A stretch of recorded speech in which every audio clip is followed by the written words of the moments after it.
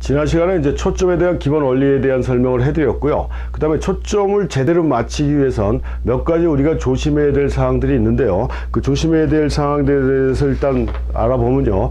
지난 시간에 끝부분에 잠깐 말씀드렸지만 손으로 들고 찍을 수 있는 셔터 스피드의 한계가 있다라고 그랬지 않습니까? 뭐라고 그랬죠? 초점 거리분의 내가 사용하는 렌즈의 초점 거리분의 1이 내가 손으로 들고 찍을 수 있는 셔터 스피드다 라고 이렇게 말씀을 드렸어요. 그러니까 만약에 내가 사용하는 렌즈가 100mm 줌망원이다 그러면은 100분의 1이 내가 손으로 들고 찍을 수 있는 셔터 스피드다 라고 이렇게 보시면 돼서, 일단 뭐 125분의 1초 이하로는 손으로 들고 찍으면 안 된다는 건 아니지만, 손으로 들고 찍으면 카메라가 흔들릴 염려가 있고 포커스가 안 맞을 염려가 있다라는 거예요. 그래서 그거보다 빠른 셔터 스피드로 사진을 찍어주는 게 가장 좋은 방법이고, 지난 시간에도 말씀드렸지만 줌 렌즈 계열 같은 경우는 렌즈가 단 렌즈에 비해서 좀 크고 무겁다 보니까 요 초점 거리분의 1이라는 공식이 안 맞을 수도 있다. 그래서 그거보다도 훨씬 더 빠른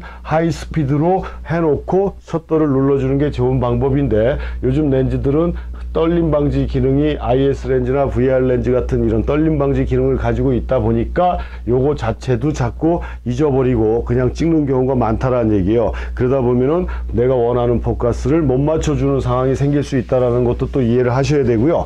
또 이 기본적으로 촬영 자세인데, 촬영 자세라는 게 뭐냐면 카메라 파지법이에요. 카메라 파지법. 카메라를 어떻게 들고 사진을 찍느냐에 따라 이 사진의 흔들림이라든가 포커스가 나가는 걸 좀 막아줄 수가 있는데, 이 카메라를 잡는 방법, 그러니까 이게 사격하고도 굉장히 연관이 된다라고 볼 수가 있어요. 뭐 남자분들 총을 쏘보신 분들은 알겠지만 호흡을 멈추고 아주 카메라 총구가 흔들리지 않게 그렇게 정착을 하고 사격을 해야 명중도가 높다라고 얘기를 하는데, 이 카메라도 마찬가지입니다. 일반적으로 수직, 수평 두 가지 구분으로 할 수가 있어요. 그러니까 뭐 여기서 벗어나서 마름모로 해도 되고 뭐 다른 방법도 있지만, 기본적으로 카메라를 들고 사진을 찍을 때 그 할 수 있는 그 카메라를 드는 방법이 두 가지가 있는데요.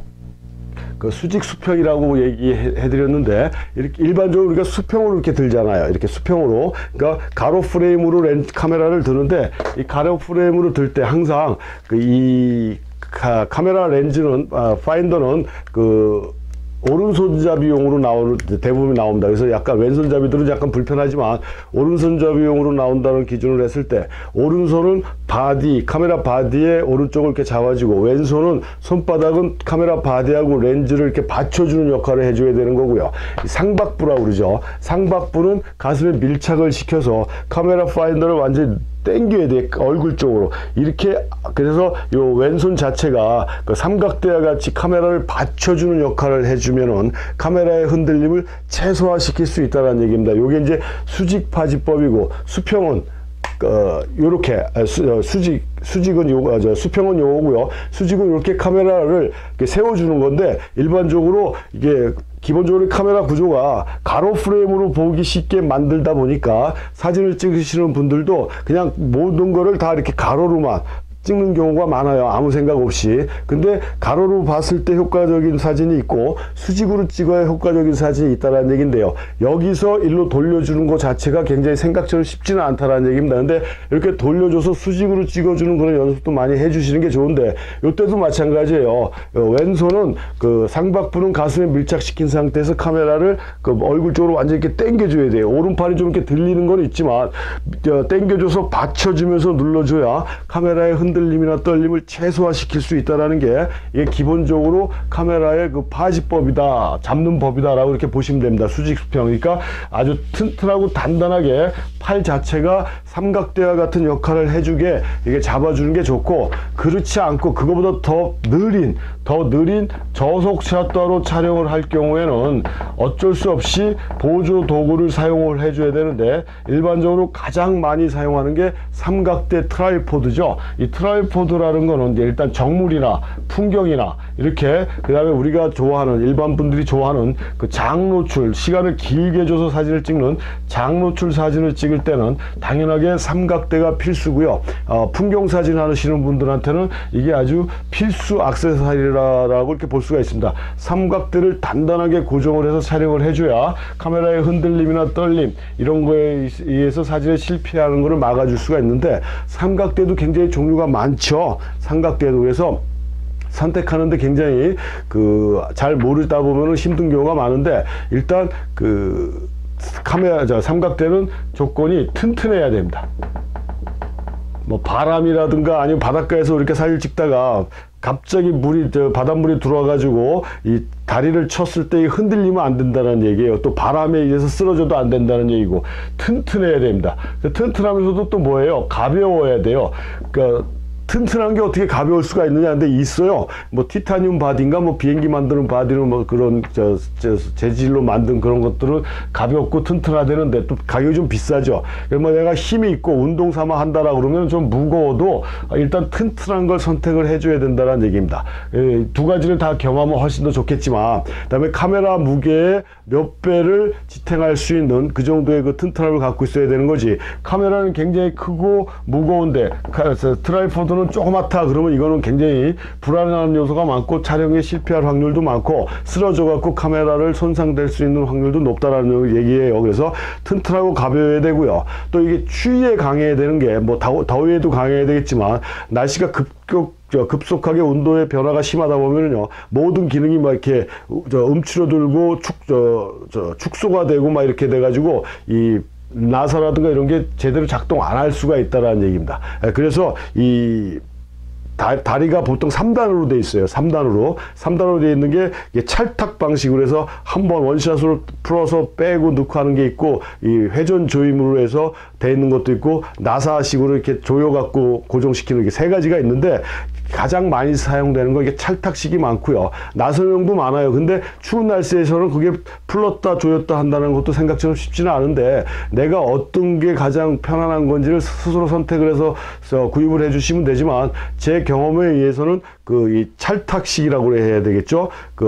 풀어주고 락하고 하는 이렇게 원터치 형태로 되어 있는 게 가장 쓰기가 편하지 않을까라고 이렇게 저는 개인적으로 그렇게 생각을 합니다. 근데 그게 꼭 좋다라는 건 아닙니다. 그래서 두 가지 형태가 뭐 나사로 조이는 그런 형태도 있지만, 일반적으로 회전 조임식 하고 찰탁식 두 가지가 있는데, 둘 중에 하나 선택해도 크게 문제는 없습니다. 그러니까 뭐 어느 게 좋고 나쁘다라는 건 다 장단점이 있기 때문에요. 그 다음에 튼튼하고 가볍고 추위나 더위에 강해야 되고, 마지막으로 키가 그러니까 완전히 올렸을 때 내 키하고 비슷한 정도가 가장 좋죠. 내 키보다 훨씬 높다든가 내 키보다 낮은 크기는 전혀 도움이 되질 않습니다. 큰 거는 어떻게 우리가 뭐 4단이나 높은 거 올라가서 또 봐줘야 되기 때문에 이거 사용할 상황이 별로 안 좋고요. 낮은 거는 뭐 트라이포드로서의 기능은 뭐 접사 사진이라든가 이런 거 할 때는 몰라도, 너무 낮아버리면 내가 원하는 형태의 프레임을 잡아줄 수가 없기 때문에 3단이든 2단이든 트라이포드를 완전히 폈을 때 내 키하고 비슷한 정도의 크기가 가장 좋은 그런 삼각대 구조다라고 이렇게 볼 수가 있고, 이 다리가 이렇게 있으면 다리 위에 카메라를 부착하는 요걸 갖다 우리가 헤드라고 이렇게 얘기를 하는데, 이 헤드도 두 가지 종류로 나눌 수가 있어요.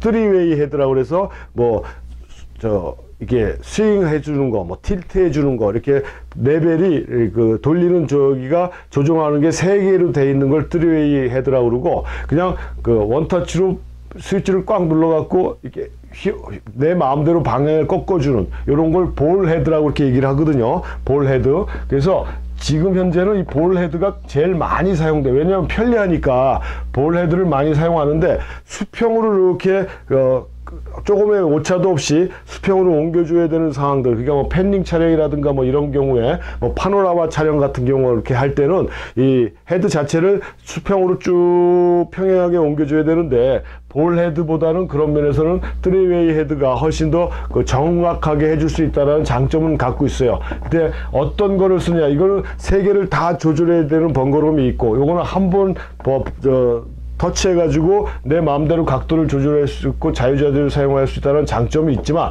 정밀도 면에서는 3웨이 헤드보다는 좀 떨어지는 게 실질적으로 이 볼 헤드라고 이렇게 볼 수가 있습니다. 편리성은 있지만요. 그래서 어떤 것도 내가 좀 더 정밀한 사진을 요한다 했을 때는 남들이 다 쓰는 볼 헤드가 무조건 좋다라고 볼 수는 없다라는 얘기죠. 그래서 이렇게 헤드도 사용하는 기능에 따라 두 가지로 나눠줄 수 있다는 거를 또 염두에 두셔갖고 내가 삼각대를 구입하는데 선정을 해주시면 돼요. 그래서 삼각대 자체는 우리가 좀 더 정확하고 정밀한 초점을 맞추고 카메라의 흔들림을 방지하기 위해 사용하는 액세서리가 이 삼각대다라고 볼 수가 있는데, 이 삼각대는 뭡니까? 이 다리 세 개를 이렇게 피다 보니까 기동성이 떨어지고 휴대성도 떨어지고, 다른 강의 시간에도 제가 말씀드린 것 같은데 아주 이게 꼭 필요악이기 때문에 이게 안 가지고 가자니 내가 원하는 사진을 못 찍을 것 같고, 들고 다니자니 힘들고 무겁고 지치고 이런 상황들이 생겨요. 그래서 기동성도 떨어지고요. 그래서 아주 장시간의 노출을 요하는 그런 사진이 아니면서